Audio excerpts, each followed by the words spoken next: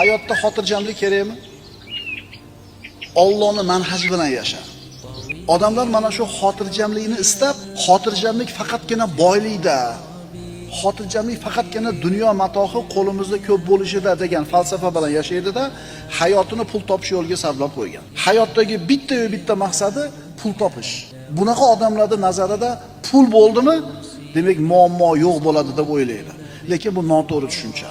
Endi Alloh kimni taqdiriga boy bo'ladi deb yozgan, kimga kambag'al. Buni biz bilmaymiz. Agar xotirjam, saodatli hayot faqat pulga bog'liq bo'lganida, taqdiriga faqir deb yozilgan insonlar majbur saodat topmasdan yashashga to'g'ri kelib qolardi. Lekin saodat, xotirjamlik pulda emas. Pulni qanchaligida ham emas.